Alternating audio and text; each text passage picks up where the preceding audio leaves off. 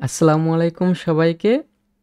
তো গত পর্বে আমরা দেখেছিলাম যে কোন প্রসেসে বা কোন ভাবে আসলে একটা ওয়ার্ডপ্রেস ওয়েবসাইটকে আমরা এলিমেন্টরের মাধ্যমে ডেভেলপ করতে পারি। ওকে, তো টেকনিক্যাল পার্টে যাওয়ার পূর্বে আমি আরও একটা থিওরিটিক্যাল পার্ট নিয়ে আলোচনা করব, যেটা কিন্তু গত ক্লাসে আমি মিস করেছিলাম। সেটার নাম হচ্ছে ক্লায়েন্টস রিকোয়ারমেন্ট। এখন কোনো একটা ক্লায়েন্ট যখন মার্কেট প্লেসে হোক বা আউট অফ মার্কেট প্লেসে হোক, যখন কোনো একটা ওয়েবসাইট বিল্ড করার জন্য আপনার কাছে আসবে, তখন কিন্তু খুব ভালোভাবে বুঝতে হবে বা অ্যানালাইজ করতে হবে যে ক্লায়েন্টের রিকোয়ারমেন্ট আসলে কি। কারণ ম্যাক্সিমাম ক্ষেত্রে ক্লায়েন্ট কিন্তু ফাঁকা হাতে আসে না। ওকে, সে কিন্তু একটা রিকোয়ারমেন্ট ফাইল নিয়ে আসে, অথবা কোনো একটা ক্লায়েন্ট যদি ফাঁকা হাতে আসে, তার যদি কোনো রিকোয়ারমেন্ট ফাইল না থাকে, সেক্ষেত্রে কিন্তু আপনাকে আক্স করতে হবে সেই রিকোয়ারমেন্টগুলোর জন্য। আপনাকে কিন্তু ইনফরমেশন নিয়ে নিতে হবে তার ওয়েবসাইট সম্পর্কে। আদারওয়াইজ কিন্তু আপনি খালি হাতে কাজ করতে পারবেন না। ওকে, সো আজকের পর্বে বা আজকের টপিকে আমরা আলোচনা করব ক্লায়েন্টসের রিকোয়ারমেন্ট নিয়ে, ক্লায়েন্টস কী টাইপের রিকোয়ারমেন্ট নিয়ে আসে, অথবা আমরা ক্লায়েন্টের কাছ থেকে কোন টাইপের কোশ্চেন করতে পারবো যাতে করে আমরা একটা ওয়েবসাইটকে সুন্দরভাবে বিল্ড করতে পারি। ওকে, তো আমি অলরেডি কয়েকটা চেক লিস্ট লিখে রেখেছি। ওকে, তো আমি এগুলোই সব থেকে বেশি ক্লায়েন্টকে আক্স করি, অথবা ক্লায়েন্ট যখন আসে ম্যাক্সিমাম ক্ষেত্রে এই সমস্ত বিষয়ই দিয়ে থাকে। ওকে, তো যখন কোনো একটা ক্লায়েন্ট আসবে, তার যদি কোনো রিকোয়ারমেন্ট ফাইল না থাকে, সেই সময় আমরা আসলে ক্লায়েন্টকে কোন টাইপের কোশ্চেন করতে পারবো, অথবা তার কাছ থেকে কী টাইপের জিনিসপত্র বা কী টাইপের কন্টেন্টগুলো আমরা আসলে নিব, বা কোন টাইপের টুলসগুলো বা কোন টাইপের স্টাফগুলো আমরা নিব, সেগুলো নিয়ে আমরা আলোচনা করব। ওকে, তো ক্লায়েন্টস রিকোয়ারমেন্ট মানে হচ্ছে একটা ওয়েবসাইট বিল্ড করার জন্য, অথবা ক্লায়েন্টস রিকোয়ারমেন্ট না, এটাকে আমরা ওয়েবসাইট রিকোয়ারমেন্টও বলতে পারি। ওকে, সো এখানে আমরা ক্লায়েন্টটাকে কেটে ওয়েবসাইট রিকোয়ারমেন্ট দিলাম। ওকে, ওয়েবসাইটস রিকোয়ারমেন্ট। তো ফার্স্টে একটা ক্লায়েন্ট যখন আমার কাছে আসবে, তখন আমাকে জিজ্ঞাসা করতে হবে, কারণ আমি তো তার ওয়েবসাইটের ক্যাটাগরি কি বা তার ওয়েবসাইটটা কোন নিশের উপর ডিপেন্ড করে তৈরি করা লাগবে, সেটা সম্পর্কে কিন্তু আমার জানা নাই বা অবগত না, তাই না? তো ক্লায়েন্টকে ফার্স্টে আমার জিজ্ঞাসা করতে হবে যে ওয়েবসাইট, তার ওয়েবসাইটের নিশ অথবা ক্যাটাগরি কি। ওকে, তো এই কোশ্চেনটা ফার্স্ট আগে করতে হবে। আদারওয়াইজ কিন্তু সে যদি এসে আপনাকে বলে যে আমার একটা ওয়ার্ডপ্রেস ওয়েবসাইট লাগবে, এখন আপনি যদি নাই জানেন যে তার ওয়েবসাইটের ক্যাটাগরি বা নিশ কি, সেই ক্ষেত্রে কিন্তু আপনি কাজ করতে পারবেন না। সো ফার্স্ট অফ অল আপনার ওয়েবসাইটের নিশ বা ক্যাটাগরি সম্পর্কে প্রপার একটা আইডিয়া রাখতে হবে। সো ক্লায়েন্টকে আপনি আক্স করে সেই জিনিসটা ডিসকাশন করবেন। ওকে, তারপর two lines about your business or what kind of service your business provide, মানে হচ্ছে তোমার বিজনেস সম্পর্কে তুমি 2-4টা লাইন বলো। মানে তোমার বিজনেস কি করে অথবা কোন টাইপের সার্ভিস প্রদান করে থাকে, তাহলে কিন্তু আপনি প্রপার একটা আইডিয়া পাবেন যে তার ওয়েবসাইটের নিশ বা ক্যাটাগরি কি, এবং সে কোন টাইপের বিজনেস করে থাকে বা কোন টাইপের সার্ভিস আসলে প্রোভাইড করে থাকে। তাহলে কিন্তু আপনি ইজিলি জিনিসটা বা কনসেপ্টটা বুঝতে পারবেন। ওকে, এখন বুঝার পর একটা ওয়েবসাইটের যখন আপনার ডিল করবেন বা বাজেট বা সব কিছু যখন ফাইনাল হবে, বা তার ফাইনাল হওয়ার আগে আপনার তো তার কাছ থেকে কিছু নিতে হবে, তাই না? যে logo and website colour code তার রেডি আছে কি না, হ্যাঁ, তাকে তো আক্স করতে হবে। তো logo and website colour code মানে কি, আমি আপনাকে জাস্ট একটু বুঝাই। সাপোজ আমি সেই ওয়েবসাইটটাতে আরেকবার ফেরত গেলাম। ওকে, তো ফেরত যাওয়ার পর আমি ফার্স্টে, এটা হচ্ছে আমাদের সেই কাঙ্ক্ষিত বা সেই ডেমো ওয়েবসাইট, যেটাকে আমরা রেফারেন্স ওয়েবসাইট হিসেবে ব্যবহার করতেছি। তো এখানে দেখেন এই ওয়েবসাইটের মধ্যে কিন্তু একটা লোগো রয়েছে। তার মানে তার যে বিজনেস রয়েছে, তার বিজনেসের কিন্তু একটা লোগো রয়েছে। সেই লোগো কিন্তু ক্লায়েন্টকে প্রোভাইড করতে হবে। এখন সেই লোগো যদি তার নাই থাকে, সেই ক্ষেত্রে কিন্তু জিনিসটা একটু অন্যরকম হয়ে গেল। আপনাকে কিন্তু আক্স করতে হবে যে তার লোগো আছে কি না। তার যদি লোগো না থাকে, তাহলে তাকে লোগো বানিয়ে তারপর আপনাকে প্রোভাইড করতে হবে। আর আপনি যদি লোগো বানাতে পারেন, সেক্ষেত্রে তো ক্লায়েন্টকে আপনি বলতেই পারবেন যে তোমার তো লোগো নাই, আমাকে কিছু এক্সট্রা তুমি অ্যাড করো তোমার বাজেটের মধ্যে, আমি তোমাকে লোগো বানিয়ে দিচ্ছি। ওকে, সো মোস্ট ইম্পর্টেন্ট থিং, আমাদের কিন্তু ওয়েবসাইটের লোগো এবং এই যেখানে একটা ফ্যাব আইকন, এটা কিন্তু আমাদের লাগবে একটা ওয়েবসাইট বিল্ড করার জন্য, এবং এগুলো কিন্তু ক্লায়েন্ট প্রোভাইড করবে। এবং আপনাকে আর যদি ক্লায়েন্টের রিকোয়ারমেন্ট ফাইল না নিয়ে আসে, বা ক্লায়েন্ট যদি শুধুমাত্র আপনাকে আক্স করে একটা ওয়েবসাইট বিল্ড করার জন্য, তাহলে কিন্তু এই কোশ্চেনগুলো ক্লায়েন্টকে করতে হবে, বা এই কোশ্চেনগুলো বা এই জিনিসগুলো কিন্তু ক্লায়েন্টের কাছ থেকে আদায় করে নিতে হবে। ওকে, তো এটা হচ্ছে লোগো। এবং ওয়েবসাইট কালার কোড কি, এই যে দেখেন আমাদের লোগোর মধ্যে একটা কালার রয়েছে, তাই না? এখন একটা ওয়েবসাইটের মধ্যে কিন্তু এক বা একাধিক কালার থাকতে পারে, তাই না? আমি জাস্ট দেখাই আরেকটা জিনিস। আমি আরেকটা ওয়েবসাইটে ওপেন করলাম। ওকে, তো এইটা হচ্ছে আরেকটা ওয়েবসাইট। দেখেন এইটার একটা লোগো রয়েছে, তাই না? এটা হচ্ছে তারা বিভিন্ন ধরনের জাঙ্ক কার মানে হচ্ছে যেই কারগুলো ড্যামেজ হয়ে গেছে, যেই কারগুলো অ্যাক্সিডেন্ট করেছে সেগুলো আর কি তারা পারচেস করে বা কেনে। ওকে, তারপরে মানে এটাকে বাঙালি কোম্পানি বলা যায়। তো দেখেন এই লোগোর মধ্যে কয়েকটা কালার আছে।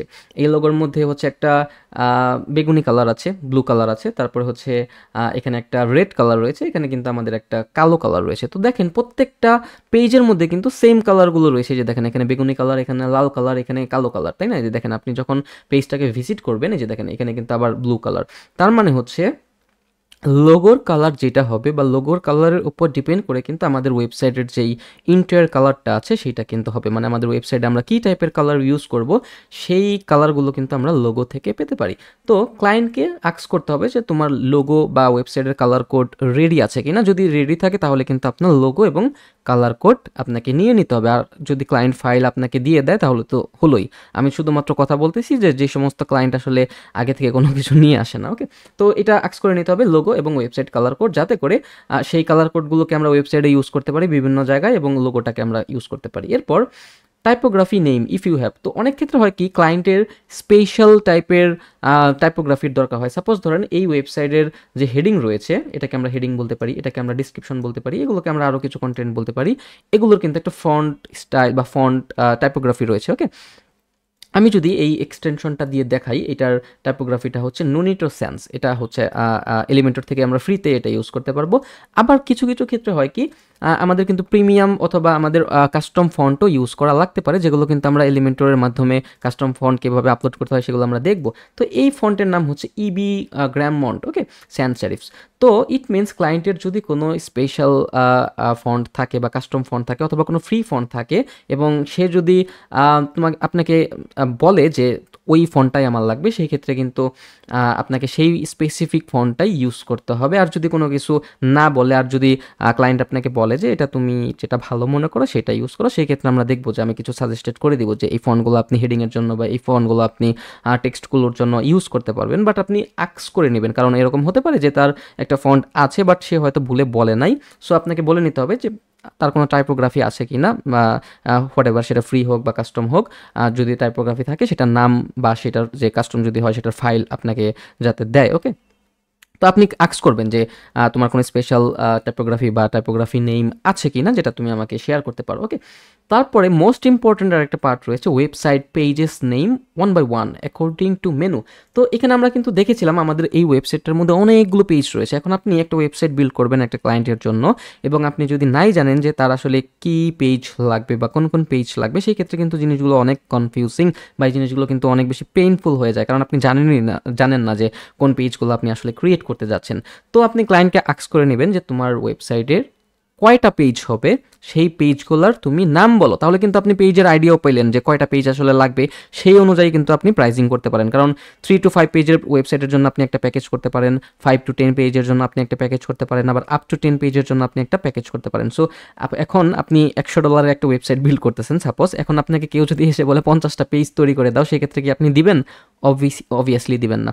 সো পেজ কয়টা হবে সেটা কিন্তু প্রাইজিংয়ের একটা বড় ফ্যাক্টর। সো আপনাকে জিজ্ঞাসা করে নিতে হবে যে টোটাল কয়টা পেজ হবে, এবং এখানে কি বলছে website pages name, website pages number, number বললাম মানে হচ্ছে কয়টা, অ্যান্ড নেম।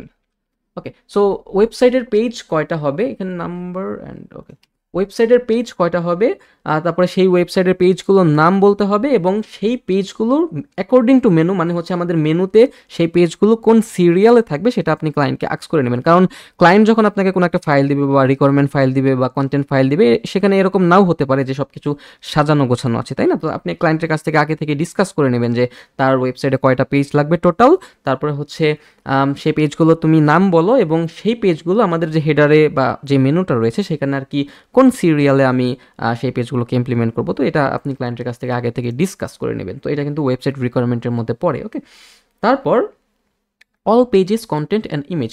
তো আমাকে পেজের নাম দিল, তারপরে মেনু হিসাবে আমাকে বললো যে তুমি এটার পরে এটা সাজাও, এটার পরে এটা সাজাও, ওকে। বাট আমার হচ্ছে পেজগুলোর কন্টেন্ট নাই, সেই ক্ষেত্রে কিন্তু আমি কিভাবে ওয়েবসাইটটাকে বিল্ড করবো, তাই না? তারপর হচ্ছে এখানে অনেকগুলো ইমেজ রয়েছে, সেই ইমেজ আমার কাছে নাই, আমি এখন ইমেজ কই থেকে পাবো? এখন ক্লায়েন্টের কাছে যদি আগে থেকে কন্টেন্ট থাকে, সেক্ষেত্রে ক্লায়েন্ট আপনাকে কন্টেন্ট, প্রত্যেকটা পেজের জন্য কন্টেন্ট দিয়ে দিবে, ইমেজ দিয়ে দিবে।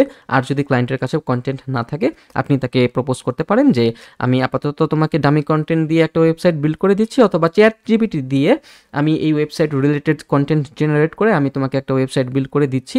এরপর তোমার যদি মনে হয় তুমি তোমার কন্টেন্টগুলোকে আপডেট করবা, অবভিয়াসলি করতে হবে। তো তুমি যখন কন্টেন্টগুলোকে লিখবা বা কন্টেন্টগুলোকে আমাকে প্রোভাইড করবা, আমি সেই ক্ষেত্রে কন্টেন্টগুলোকে নতুন করে আপডেট করে দিব, অথবা আমি তোমাকে দেখায় দিব যে কীভাবে কন্টেন্টগুলোকে চেঞ্জ করতে হয়। Okay, so this is the process. So আমাকে জেনে নিতে হবে যে পেজের কন্টেন্টগুলো কি, বা সেই পেজের কী টাইপের ইমেজ আমরা ইউজ করব। ইমেজের আইডিয়াগুলো নিয়ে নেবেন। যদি আপনার ইমেজগুলো ক্লায়েন্ট না দিতে পারে, আপনি ক্লায়েন্টের কাছ থেকে আস্ক করে নিতে পারেন যে কোন টাইপের ইমেজ আমরা ইউজ করব। সেক্ষেত্রে কিন্তু ফ্রি যে স্টক ইমেজগুলো রয়েছে, আমরা পিক্সেল অথবা হচ্ছে ফ্রি পিক থেকে যেগুলো পেয়ে থাকি, কপিরাইট ফ্রি, অবভিয়াসলি ফ্রিগুলো, সেগুলো কিন্তু আপনি ইজিলি ওয়েবসাইটের মধ্যে ইউজ করতে পারবেন উইদাউট কপিরাইট ইস্যু। ওকে, তারপরে হচ্ছে special requirement or function if you have. তো স্পেশাল রিকোয়ারমেন্ট বা ফাংশন মানে কি আমরা কিন্তু সবাই জানি। সো আমাদের যদি কোনো বিজনেস ওয়েবসাইট হয়ে থাকে, সেখানে যদি কোনো স্পেশাল ফাংশন লাগে, যেমন এই যে বুক নাও অপশনে গেলাম, এখানে এটা কিন্তু একটা স্পেশাল ফাংশন, এটা কিন্তু একটা প্লাগইনের মাধ্যমে আমাদের করতে হয়েছে, তাই না? তো এখানে গেলে আমরা বিভিন্ন ধরনের সার্ভিস বুক করতে পারবো, মানে অ্যাপয়েন্টমেন্ট বুকিং শিডিউল বলে থাকে বা একটা প্লাগইন বলে থাকে। ওকে, তো আবার এই ওয়েবসাইটে দেখেন এখানে একটা কল নামের অপশন রয়েছে, এখানে আমি যদি ক্লিক করি তাহলে আমরা মোবাইল ফোনে যদি থাকি তাহলে কিন্তু আমরা ইজিলি সেখান থেকে কল করতে পারবো। তো এই টাইপের ফাংশন, অথবা আমরা যদি এখানে আমাদের হোম পেজে যাই, হোম পেজে যাওয়ার পর আমরা তো এই সমস্ত কিছু এলিমেন্টর দিয়ে করতে পারবো। বাট এই যে দেখেন এখানে কিন্তু আমাদের গুগল ম্যাপের লাইভ প্রিভিউ রয়েছে, তাই না? তো এগুলো কিন্তু আমাদেরকে করতে হবে প্লাগইনের মাধ্যমে। তো এগুলোকে আমরা স্পেশাল রিকোয়ারমেন্ট বলতে পারি। তো ক্লায়েন্টের কাছ থেকে আস্ক করে নেবেন যে তোমার, অথবা কোনো একটা পেমেন্ট গেটওয়ে থাকতে পারে। সো যদি আপনার ওয়েবসাইটে কোনো স্পেশাল রিকোয়ারমেন্ট থাকে, তুমি সেটা শেয়ার করো। ওকে, সো তখন কিন্তু ক্লায়েন্ট আপনাকে বলেই দিবে যে আমার ওয়েবসাইটে এই ফাংশনগুলো লাগবে। তারপরে হচ্ছে some samples of website you have. So ক্লায়েন্টের যদি কোনো স্যাম্পল ওয়েবসাইট থাকে, তাহলে সেগুলো যদি আপনি পান, তাহলে আপনার জন্য কিন্তু এটা অনেক বেশি হেল্পফুল বা ইজি হবে, এবং আপনি কিন্তু ক্লায়েন্টের যেই মাইন্ড রয়েছে অথবা কনসেপ্ট রয়েছে, সেটা কিন্তু আপনি ইজিলি ধরতে পারবেন যে ক্লায়েন্ট আসলে কোন টাইপের ওয়েবসাইট চাচ্ছে। ওকে, তো মোরাল অফ দ্য স্টোরি হচ্ছে, ক্লায়েন্ট যখন কোনো একটা রিকোয়ারমেন্ট ফাইল নিয়ে আসবে বা কোনো একটা ফাইল নিয়ে আপনার কাছে ওয়েবসাইট বিল্ড করার জন্য আসবে, সেই ক্ষেত্রে কিন্তু সে আসলে এই টাইপের কয়েকটা যে অ্যান্সারগুলো, সেগুলো কিন্তু সে নিয়েই আসবে। আর যদি কোনো একটা ক্লায়েন্ট কন্টেন্ট ফাইল বা কোনো একটা রিকোয়ারমেন্ট ফাইল না নিয়ে আসে, তাহলে কিন্তু যখন আপনি তার সাথে কনভারসেশন করবেন একটা ওয়েবসাইটের রিকোয়ারমেন্টের জন্য বা একটা ওয়েবসাইট বিল্ড করার জন্য যে সমস্ত জিনিস লাগে, সেই সমস্ত জিনিসের অ্যান্সার কিন্তু ক্লায়েন্টের কাছ থেকে নিয়ে নিতে হবে। সো আপনি কিন্তু এই কোশ্চেনগুলো ক্লায়েন্টকে করতে পারবেন, এবং ক্লায়েন্ট কিন্তু সেই অ্যান্সারগুলো দিবে বা এই কন্টেন্টগুলো দিবে, যাতে করে আপনি বা এই ডাটাগুলো দিবে, যাতে করে আপনি ইজিলি একটা ওয়েবসাইটকে বিল্ড করতে পারেন। এরপর মোস্ট ইম্পর্টেন্ট থিং হচ্ছে, একটা ওয়ার্ডপ্রেসের ড্যাশবোর্ড লাগবে ওয়েবসাইট বিল্ড করার জন্য, তাই না?